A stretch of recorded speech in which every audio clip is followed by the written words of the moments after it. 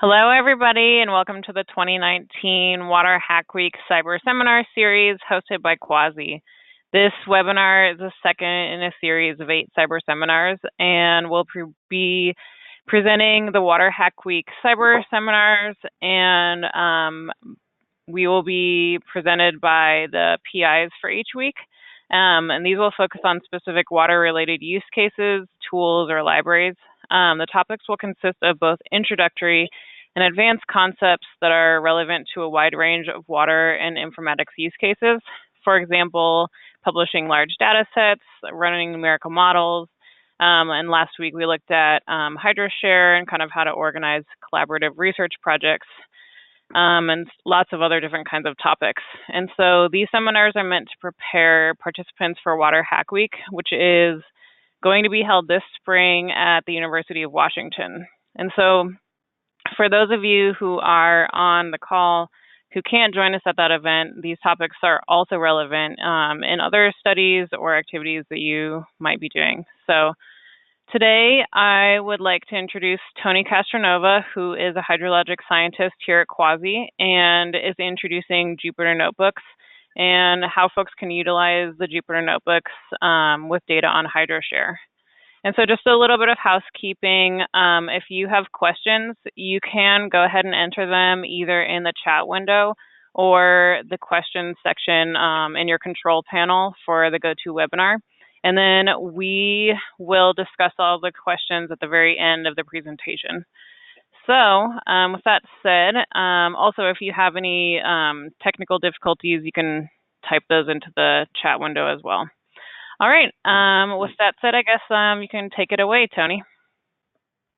Thanks, Danielle. Yes, so today we'll be talking about Jupyter notebooks and how we can use them with HydroShare to share and reproduce scientific findings. So like Danielle said, I'm Tony. You can probably see me in the chat right now. I'm going to hide myself until the end, so you guys aren't burdened with looking at me. I don't have to look at myself at least. Stop sharing webcam. Cool. All right, so just to get started, if you were not able to attend the previous cyber seminar, I really encourage you to go back and look at it. There's a link down at the bottom of the screen here that you can, this URL, this is where you'd find on the CUAHSI website. You can find a link to Danielle's YouTube video that discussed HydroShare. So I have a couple points I want to make about HydroShare before we get into working with data using Jupyter notebooks. First, HydroShare is a web platform, has several functionalities that we find very helpful for research and education. The first is archiving and disseminating data. This is very important to satisfy things like data management plans, which were discussed last seminar, as well as finding and leveraging existing data sets. So this is things like collaboration around a group or within research groups, or discovering new data sets and reproducing findings. And then, of course, the collaboration aspect, I guess, kind of goes through all of these. Like I mentioned, it could be collaboration in an individual research group. If you're a graduate student, you may have a research group that you work with, and it could also be a more interdisciplinary collaboration across discipline boundaries.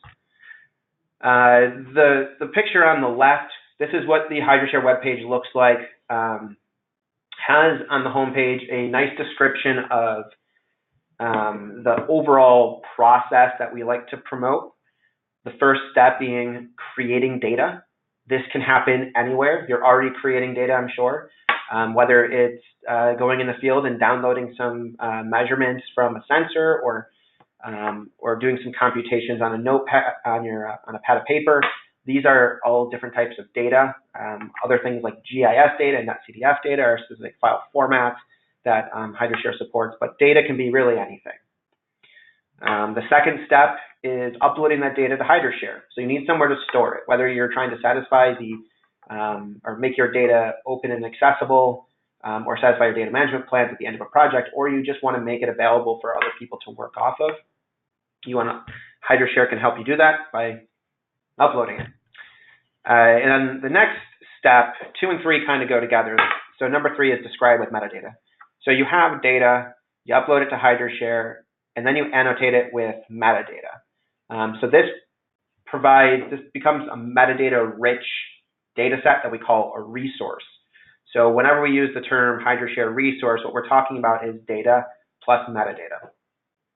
Now this resource, and specifically the metadata that you enter to describe it, is very important for making your data discoverable and explaining what exactly your data represents.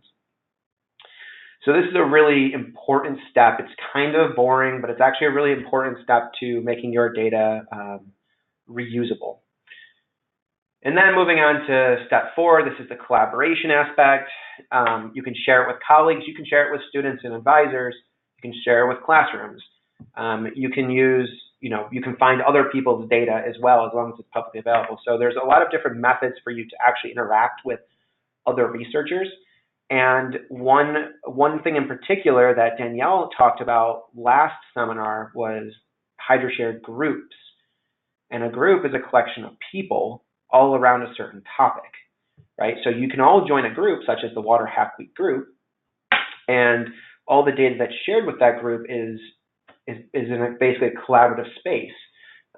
So that's something that we definitely are going to play around with a little bit today. And then finally, publishing your data. And what we mean by publishing is getting a digital object identifier so you have an immutable resource now, so you cannot edit anymore.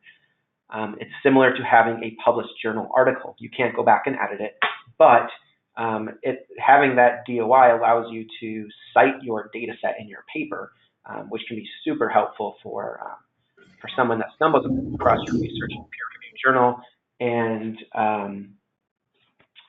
wants to find your data. So those are the 5 steps. And before we really move on, I'm going to jump into this link right here, Cyberseminar series. You don't actually have to write down that whole link. You could just go to CUAHSI and click on, I think it's Education and Seminar, Cyber Seminars. And you can find the 2019 Waterhackweek Cyber Seminar series. And here we have all of the dates and speakers, as well as descriptions of what these talks are.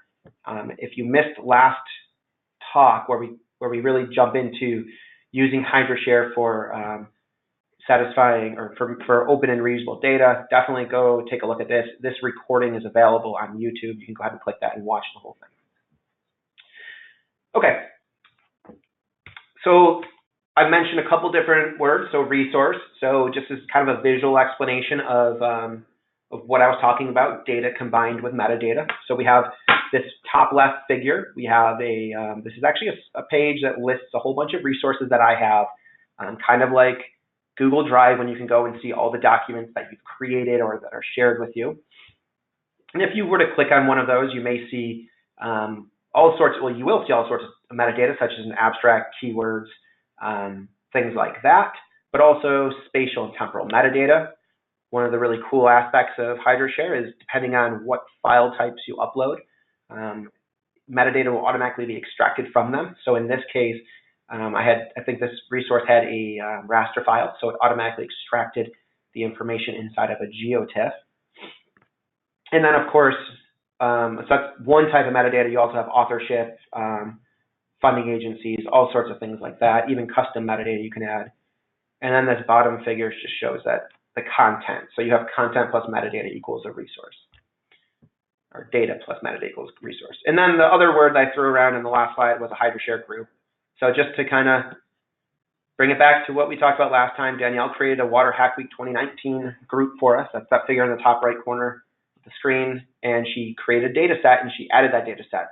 So if you happen to be a member of this group, which all you have to do is request to become a member, you will be able to access and view all the data inside of that. So this is a really good resource for any collaborative project, Waterhackweek being just one example of somewhere where you might want to put all of your data in one place. Whether it's created inside of HydroShare, outside of HydroShare, it can still, the final products could end up in one space where the entire group can review all the projects, for instance. And yeah. So we're going to be taking going a step beyond this that was more of a basic view of HydroShare. We're going to take it one step beyond and look at how we can work with data that's stored inside of HydroShare.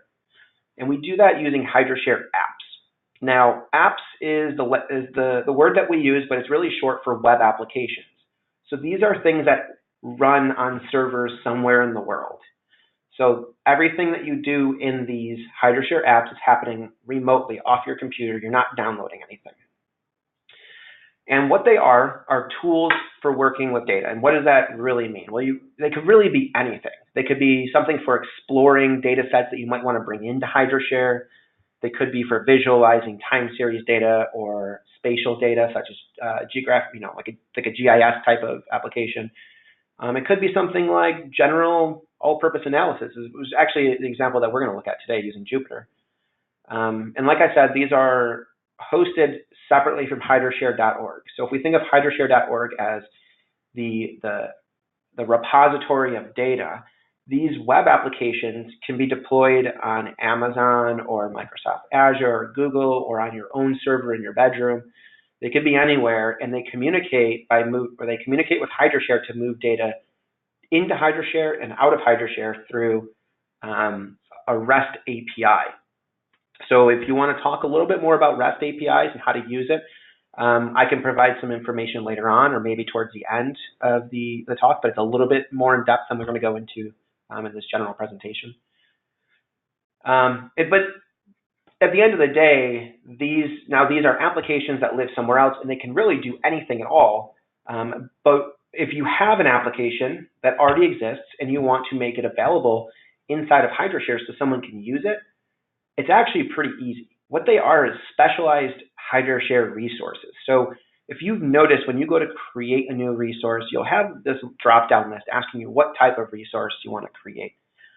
The typical one is that we recommend everyone uses composite. And what composite means is the data can consist of all sorts of data types.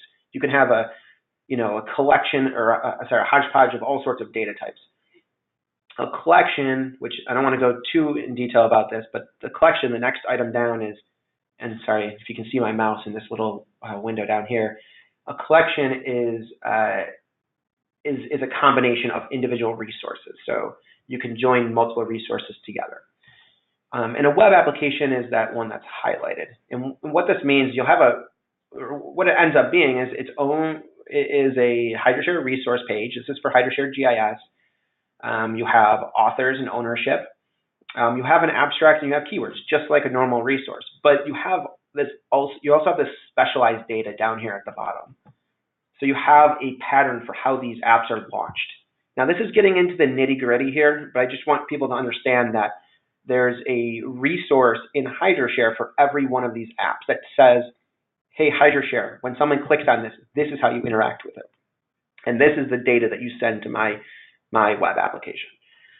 And if you want to know more about how to create these things, there's a link down here at the bottom corner, help.hydroshare.org/apps. It has a lot of great information about how to create these things. So let's jump into this real quick. I have this link here to see that there are a lot of HydroShare apps that already exist. So let me click on this thing, and this should open a search. Go to the HydroShare search and filter by web app resource type. And we can see that there's all sorts of web apps that already exist that you can use, whether you want to interact with OpenDAP data, CUAHSI JupyterHub, which we'll be dealing with today, the Hurricane Harvey story map that kind of and same with Hurricane Irma, walks you through the storm pattern of these hurricanes and also the effects of the hurricanes on the community. So you have all sorts of different applications that interact with HydroShare data in various ways, and they're community contributed. All right, but today we're going to be talking about JupyterHub, specifically CUAHSI JupyterHub. But something to keep in mind is that CUAHSI's implementation of JupyterHub is only one of many JupyterHubs that exist. And if you're new to Jupyter notebooks, then this figure on the right kind of gives you an idea of what they are. You have a combination of rich text and codes or executable code cells that will run programming commands. So you can write things in various languages like Python or R or MATLAB, whatever you want to write in, and you can describe what you're doing, and then someone could execute the code to actually perform the action. So this is a really good way of describing research and educating people about a certain method or technique. Now, the difference between a Jupyter Notebook, which you can download and run on your computer, and JupyterHub is that a JupyterHub is a web application designed to provide executable environments for users. That's kind of jargony, but what that means is you have a URL that you go to, and you will be given an environment that's already pre-configured with libraries and everything, where you can run code on some server somewhere. Okay, so what we have done, this is through part of research on HydroShare, but now mostly maintained by CUAHSI, is created the CUAHSI JupyterHub. It's a very specific implementation of the JupyterHub software. Again, this is only one of many JupyterHub instances that are out there, and you'll probably be introduced to other ones during the Hack Week. What we were aiming to do is provide access to large data sets, and we got to distinguish this between big data. We're not talking about petabytes of data. We are talking about maybe a terabyte, maybe a couple, 20 gigabytes of data. So working with these community data sets in a way that doesn't require you to download all the data onto your local computer. We want to support computationally intensive tool change. This is an example would be long-term or large temporal scale simulations or model calibrations, something that you don't really want to do on your computer, but you'd rather have it run somewhere else so you can come back an hour later and see what happened.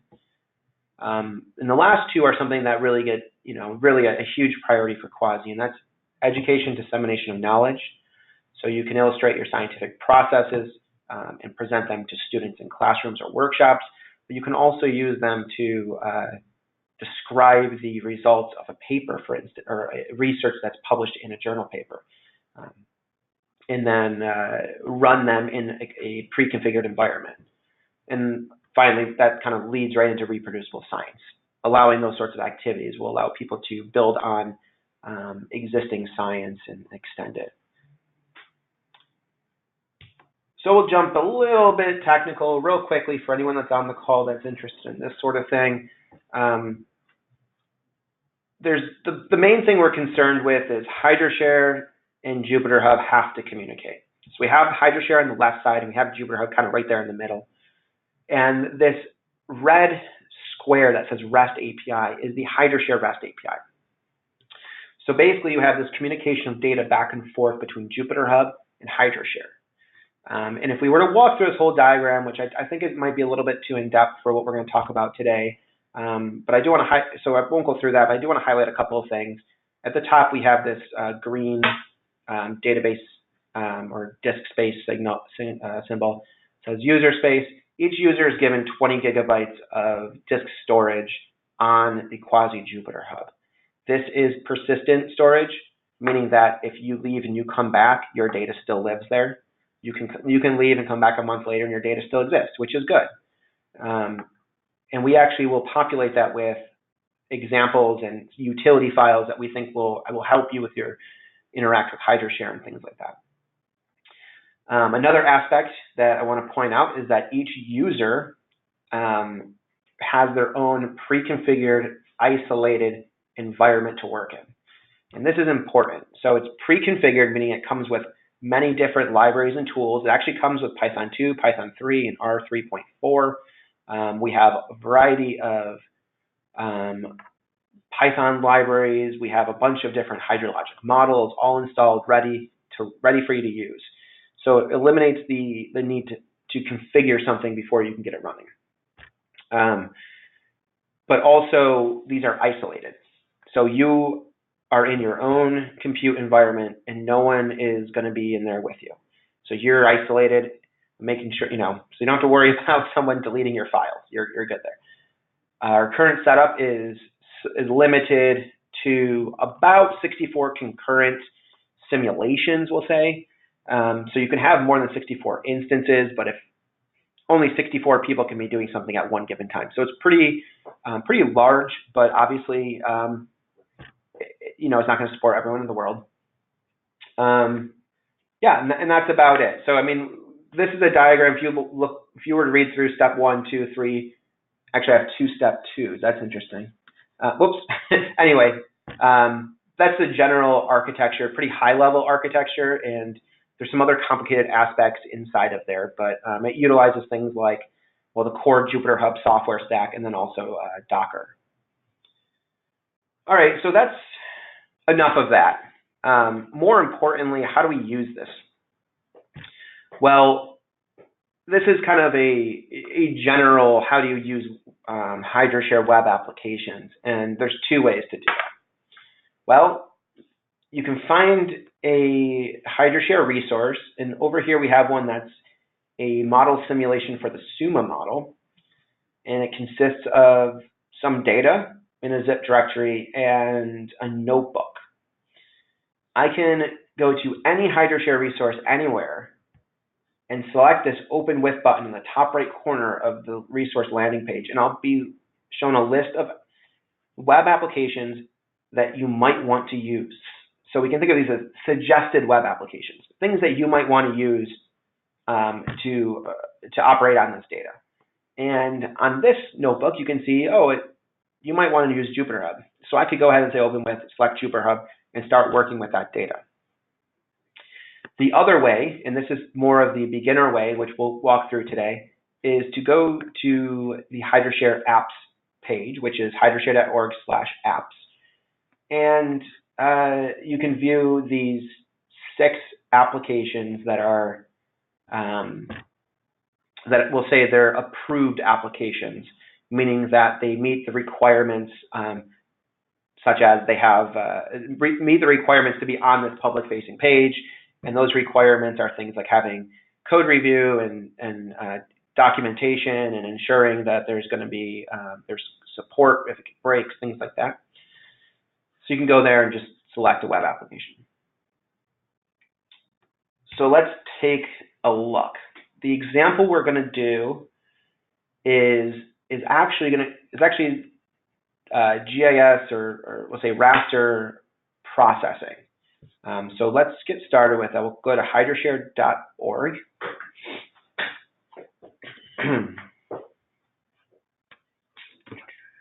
So hydroshare.org, and you have these this menu at the top, which Danielle went through before.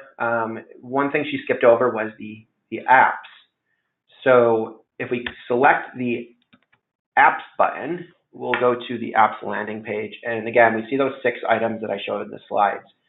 Each of these apps are represented as a HydroShare resource, so we can actually find out more information about what these apps are, and we can go to the landing page if we wanted to really look a little bit closer at it. In this case, we're just going to go ahead and click on the CUAHSI Jupyter. We want to use this thing. Let's see what we can do. So when I click on this, we are redirected to a different URL. We are at jupyter.quasi.org/myusername, and I'm in a directory view. So since I've been using this today, I jumped right over instantaneously, right? If it's your first time using JupyterHub, or your first time in a week, or in a couple of days using it, it might ask you sign in with HydroShare. So what you'll do is you'll click in that button saying, yes, I want to sign in with my HydroShare. And it will do an authentication behind the scenes, and you might have to wait 30 seconds while your instance is created.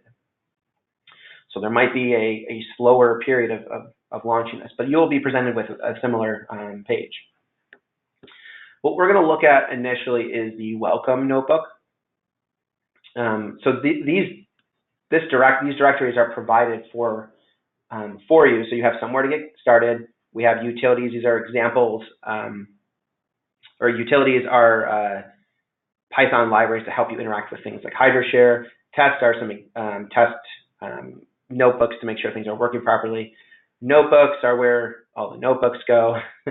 Help is where examples are. Data is where all your data is stored. And my examples is something that I created. So you have the ability to customize this as well, since your data is persistent between sessions. So I'm going to click on the welcome notebook first. And this is a really great place to start if you're new to the environment. And what it does is walk you through the process of interacting with HydroShare. So how do I connect with HydroShare? Okay, well, if you execute these cells, that'll help get you started. We have a utility for connecting with HydroShare that handles a lot of that handshaking that has to take place. You don't have to write complicated Python code to make that happen. How do I download data? Well, we have a nice command for that. If you tell me what your resource ID is, we can download it.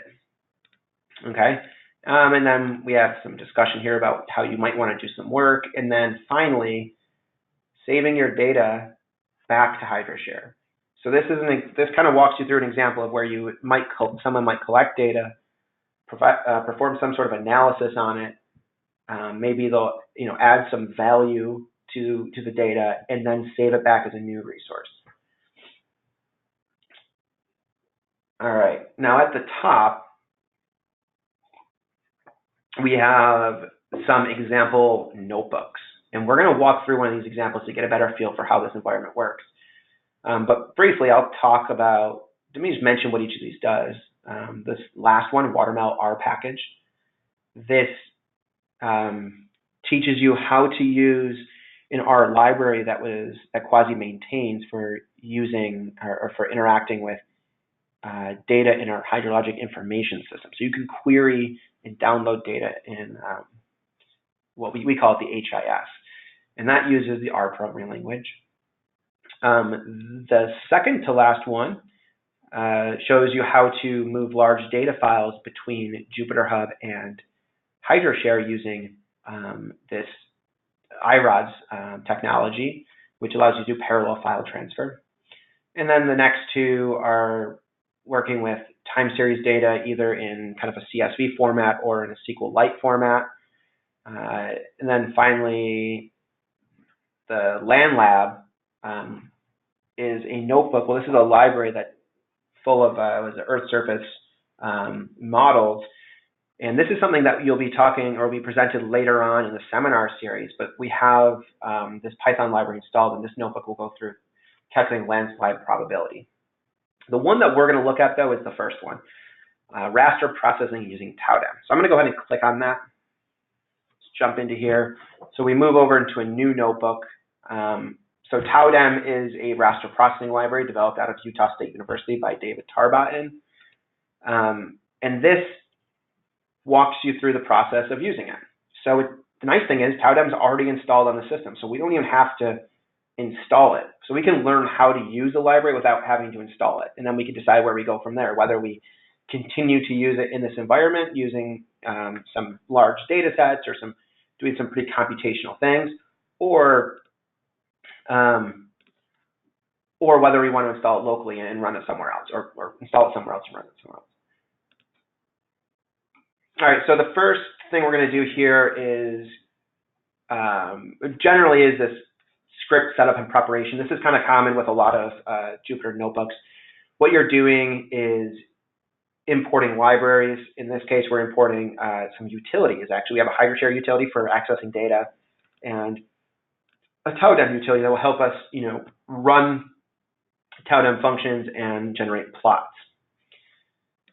Okay, so let's first create a connection to HydroShare, and you can execute these cells by pressing Shift, if you're following along by Shift Enter, or you can click this Run button up at the top of the screen.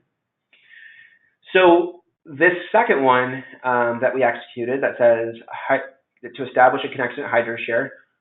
So I have been using this earlier today, so it remembered my credentials.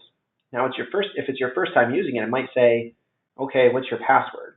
And then you can type in your password there, and it'll do a connection with HydroShare. Now you have an instance, you're connected to HydroShare where you can actually query data. And like I said, mine remembered who I was because I was working earlier today in this environment. So this notebook uses an existing HydroShare resource. And it gives us a URL.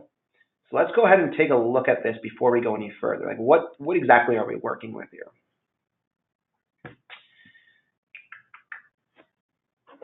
Okay. So it's a digital elevation model, Logan digital elevation model, or DEM. It looks like I created it. It has a pretty weak abstract. Some subject keywords, great. Okay, so here we go. It looks like it's a TIFF file, which means when it was uploaded, this spatial extent was automatically extracted. Okay, so now I have a better idea of where this data exists. Okay. We can look at the resource-specific data if we were interested in the projection and number of cells. Okay, well, what might be helpful is, okay, what's our cell size? Okay, so we have an idea of how large this file is. But looking at this map, it doesn't really give us a good idea of what the terrain looks like. I can tell it's in the mountains, and part of this is because I'm familiar with the area, but let's see if there's a web application that will help us look at this data in a little bit more detail. So like I mentioned earlier, there's several ways to run web apps. And one is just to click this Open With button. Okay, now my list here, now this list of applications you see is actually fully customizable. We're not going to get into that today, but they're in the help pages. If you go to the help pages, you can figure out how to do that. So I have a couple extra things that you may not see because I do some development in this on this platform. But what we're interested in is HydroShare GIS. That sounds like something that might help me visualize this data. So let's go ahead and click on that. Okay, so we're redirected to another page. Again, this is running not on HydroShare, but it's running on a different server. It's actually hosted, well, not hosted, it's maintained, I believe, by Dan Ames. Ames's research group out at Brigham Young University. Okay, and this looks like a typical DEM. Cool. But let's add a base map so we get a better idea of where we are. And yes, that looks very similar to the other map we were looking at. Let's zoom in, and we're definitely in the mountains here. We have this green area, which, it's Cache Valley National or Cache National Forest. But we can get a better idea of what this might look like. Let's go ahead and change the symbology. So you'll have a few options here to change the visualization of this. Not obviously not as full featured as something like ArcGIS, but that's fine with us. Let's change a couple of these. Let's make this one green. So anything 331, value of 331 or above will be green. Let's make this guy just even 1400. So anything 1400 and up will make blue.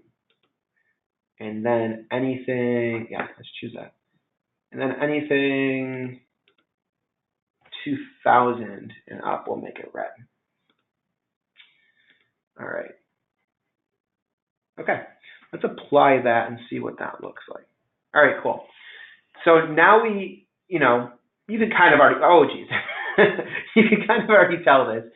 But now we have a better idea of where the peaks of the mountains are, which are in green, and where we start getting this deeper red are in these valleys, and then the river may appear in the blue. So you can see that the Logan River, I believe, would be this darker blue area, and it would extend through these valleys up in here, and that would end up being the watershed.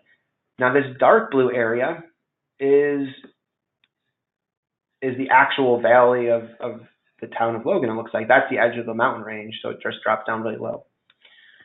All right, so that's just a kind of an example of how maybe something like these notebooks, these apps can give you a better idea of what the data is you're looking at. But that's good enough for us. Let's just go ahead and close that, and let's get back to our notebook. So now we know what it is. Well, that resource, the resource URL is www.hydroshare.org/resource/some long GUID, or global unique identifier. If I pass in that unique identifier and I execute this cell, I can download the data. So it says it already exists. Okay, that's fine, because I've been playing with this already. Let's go ahead and replace it. That's fine with me. So we'll download that data again. It found that Logan TIFF file, which is great. And the next step would be, before we get going, the notebook is telling us that we should create a workspace to save our data. And again, this already exists on my computer, but that's all right. I'll just say to create a new one, to create a directory for my output. Another nice aspect of these Jupyter notebooks, not only that are they running somewhere in the cloud, not on my computer, and I didn't have to install anything, but I can embed these links so we can take a look. And this notebook's basically going through this TOWDEM user guide. So we can look there for more information.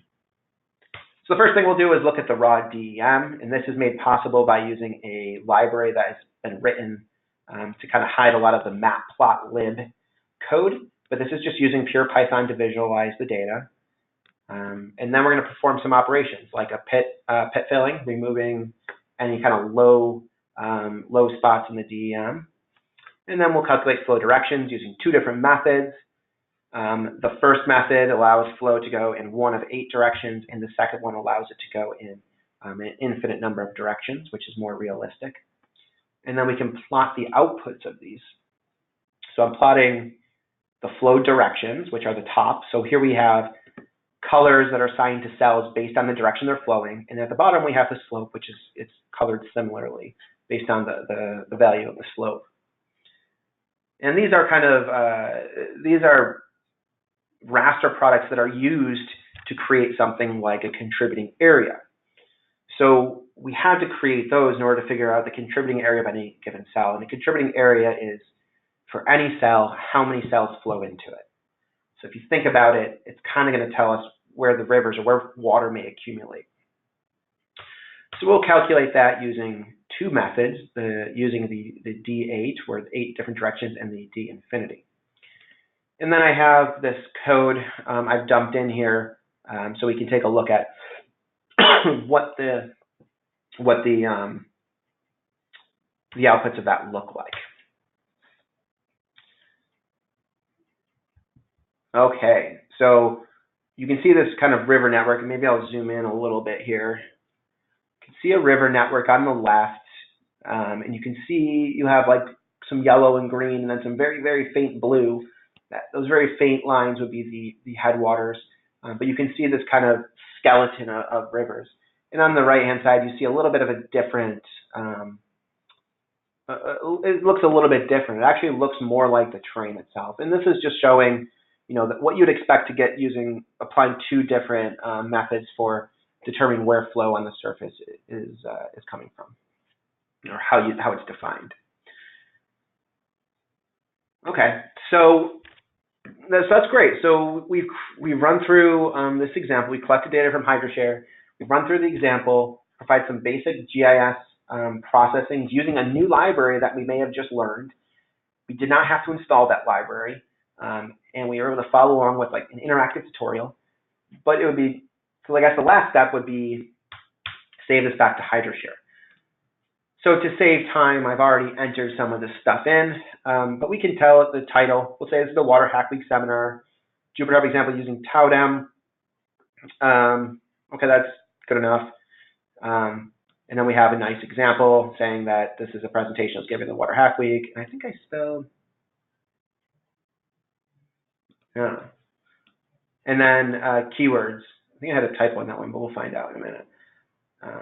Some keywords that I might be interested in. And now the more important aspect is, what are the files we want to save? Well, the original file is called logan.tf.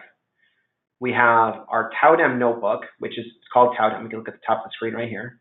And then we have all these outputs that were saved to these variables that were throughout the notebook. So I'm going to go ahead and execute that cell. And what that's doing is defining variables for things like title and abstract and files. Another thing that we're defining is who the parent resource is. So you don't have to do this, but the resource that we're creating is technically derived from this other one that we just collected, right? And the data that we started with actually was from the 6EE06. This was the GUID. And we can check that by going up to the top. And yeah, there we go. That's the data that we collected. So we'll say that the output that we created is derived off of that data set. You don't have to do that, but it's good practice. And now we'll go ahead and just create that resource. So this will go through the process of creating the resource using the metadata that we've defined above, and then it will go ahead and add each of these individual files to it. The same way, this is mimicking the same pattern that you would do if you were going through the HydroShare interface directly. So this will take a minute or so. So other things we can take a look, or we can look at is, we're saying that this is going to be, it's not going to be public. We don't want this data to be public. It'll be private. So why might we want this to be private? Well, my approach is to keep things private until I have time to really play around with them in HydroShare, or maybe have time to iterate on them. Very rarely am I creating data sets that I think are public right away. So I almost always, especially from JupyterHub, make the data private. Let's see here. We're running this in Python 2.7 in case anyone is interested in that.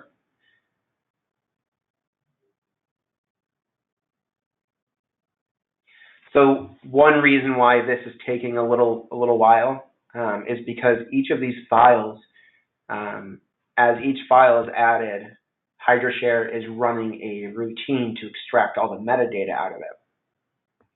And we have, what are we adding here? That's 3, 6, 7 DEMs, or actually 8 with the Logan. So 8 TIFF files, or GeoTIFFs, are being added. So it should only take a little while longer.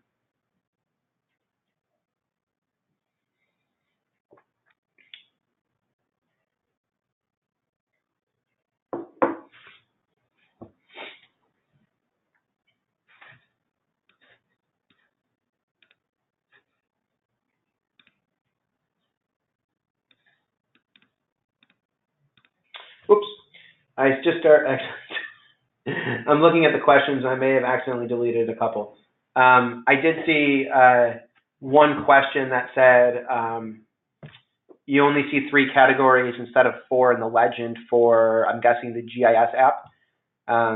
You can actually select in the drop-down menu how many categories you want to show.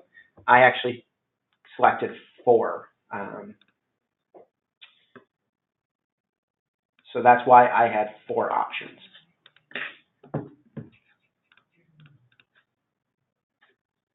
So I apologize, it's taking a little bit longer than I expected, but hopefully almost over. All right, so you see that drop down now. Okay, glad.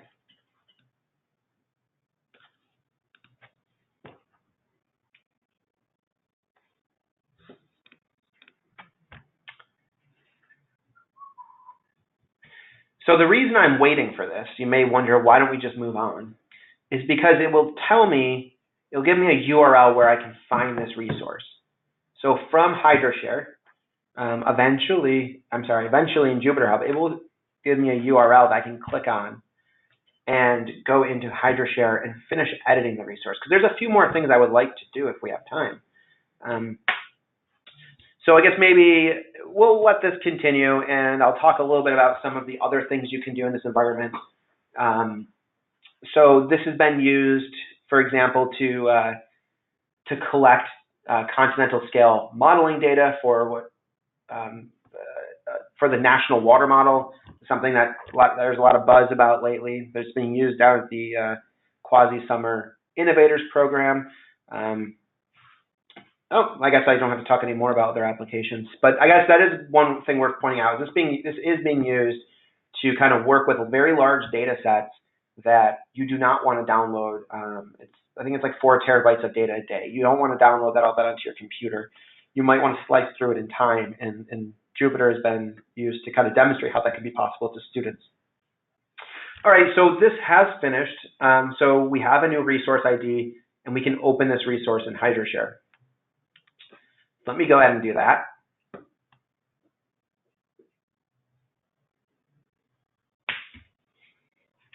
All right, so here is my resource. I am going to move into edit mode because there's a few edits that I want to do. The first thing you might notice is that the abstract starts with the old abstract. So I said that this is derived from another resource. So it says, okay, this is the abstract, but it was modified on this date, and this is the new abstract. Oh, I misspelled presentation. So I'm going to go ahead and delete all that. I don't think that I need that right now.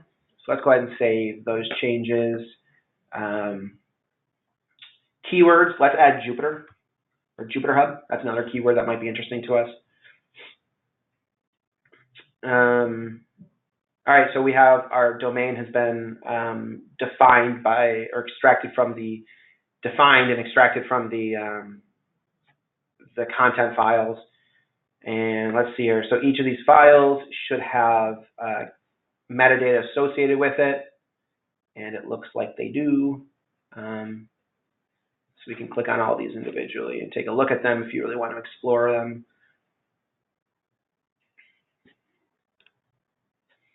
Okay, authorship. Let's add a new author.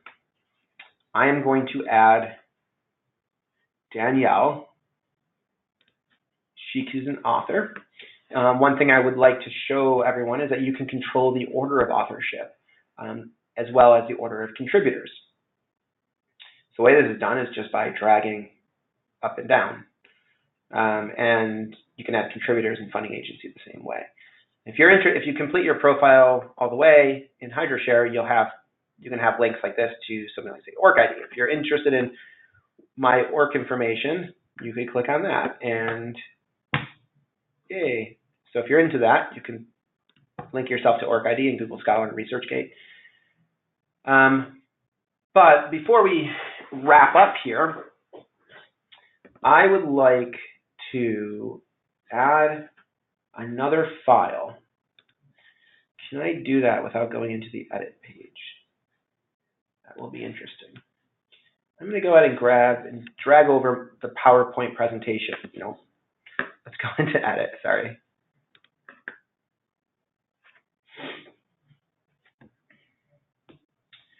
I am going to drag over the presentation that I'm giving.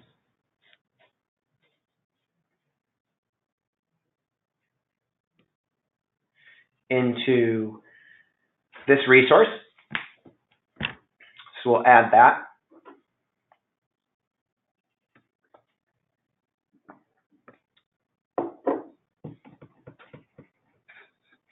And then finally, once this is finished, I'm going to share it.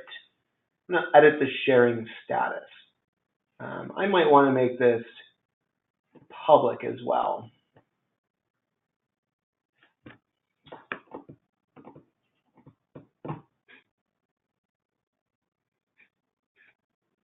Okay, so my file or my seminar is in there now. And yeah, let's manage who has access to this. I would like, so Danielle is a co-author. So I am going to select her, and I'm going to say, since she's a co-author, she can be a complete owner of this resource as well. And I also would like to add the Waterhackweek group. And I'm going to say anybody in here can view it. So right now, this is a private resource, but it's shared with anybody in the Waterhackweek group plus Danielle. Those are the people that can view this resource. But I think it might this might be useful for people beyond Waterhackweek, so I'm also going to make this public. So now I'm sharing it with everyone in the world, or with the entire HydroShare community at least. But it is possible to share only or keep it private to a specific group. So the very last thing we can do is just make sure that that does in fact exist in the groups. So I'm going to open this in a new tab.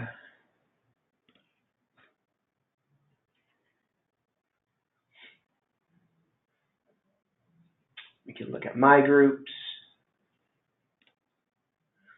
Now, I have a number of groups I'm a member of. So yours may not look quite like that. I'm going to select Waterhackweek 2019. And fantastic. We can actually see that something happened today at 6:51. I'm guessing that's in Greenwich, GMT or something like that. So let's see here. let's look at the resources. There's 2 resources, one from me and one from Danielle, and it looks like we have some members. So anyone in here can actually access that data, although it is private, so anyone else can access it as well. So that is the end of the demo. What I know I'm running low on time here, so let's just jump back to kind of some concluding slides. So what does this allow the community to do? This particular instance of JupyterHub that's connected to HydroShare, like I started to mention when we were still in the demo, it provides access to large community data sets. For example, we have continental model simulations for Hurricanes Harvey, Irma, Maria, and Florence. We also have other data sets relating to those storms, but obviously not limited to that. So a variety of community HydroShare data sets what users have access to. This is a tool that's really great for archiving research processes or sharing scientific workflows with the community. Going along with that, it provides a mechanism to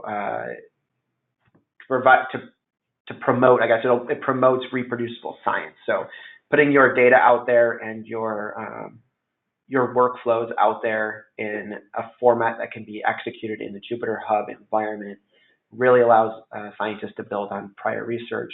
And of course, this is an environment that we hope people use for collaborative research.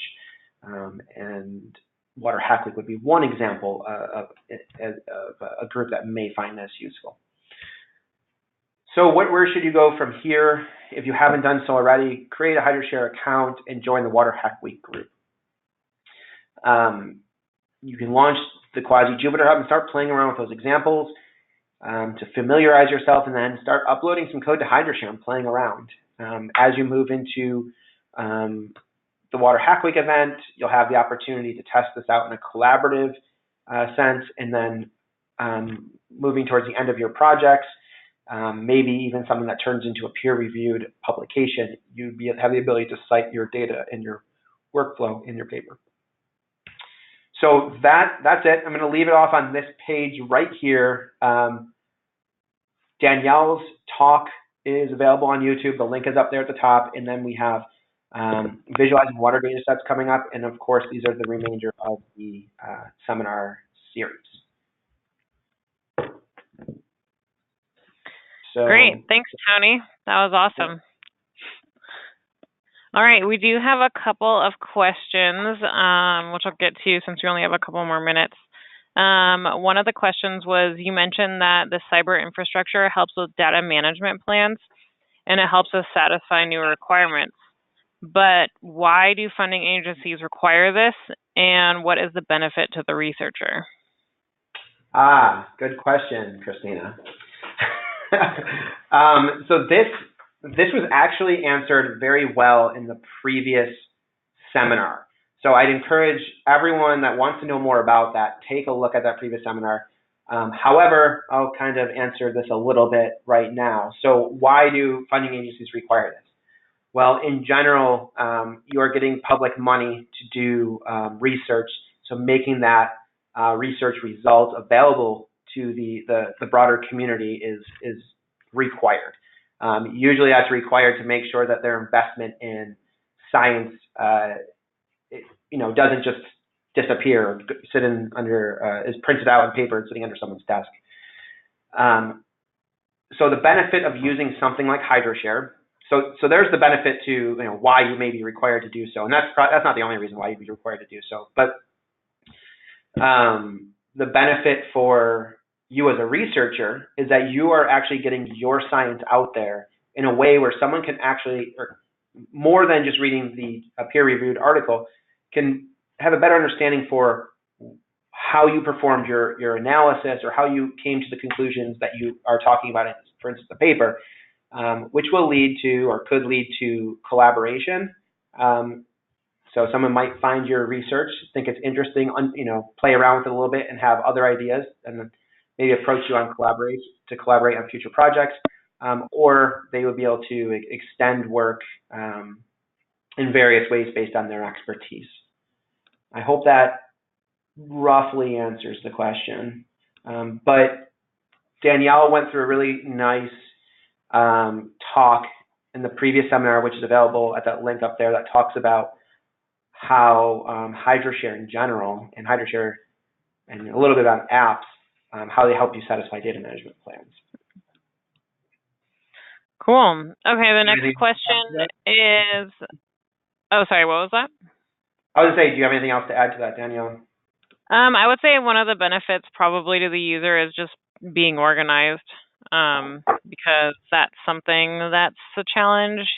So I think data management plans help with that.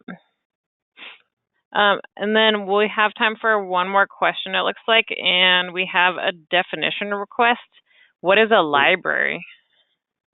Oh, okay. So what I was talking about with JupyterHub mentioning libraries would be, I guess, libraries, or maybe they're called modules in Python, something that you would import into a script. So something like pandas or NumPy or SciPy, Matplotlib, things that you can install using Anaconda or the Python package index. Those are what we call libraries. But I guess maybe using it more broadly, there are other system level libraries that are installed depending on what you're using, right? So if you're using Towdem like we did today, there may be some system level libraries that need to be installed as well, such as GDAL, or compiling certain things. You need certain system libraries in order for them to work properly. So I guess there's a broad definition. It can really be anything that's installed in the system that you say import or you include into your script to run. Very good. All right, well, it looks like we are basically out of time. So first of all, thanks, Tony, for that super informative talk. And if you have any questions, Tony's information is at the bottom of the page, Castronova@quasi.org. You can email him with questions, and then, of course, visit the HydroShare Apps page, which you can find there also. And then just a reminder, the cyber seminars are recorded and available both on YouTube and then at the cyber seminar archive page on the Quasi website. So please join us next Thursday for visualization of water data sets. And thank you all for joining. Have a great day.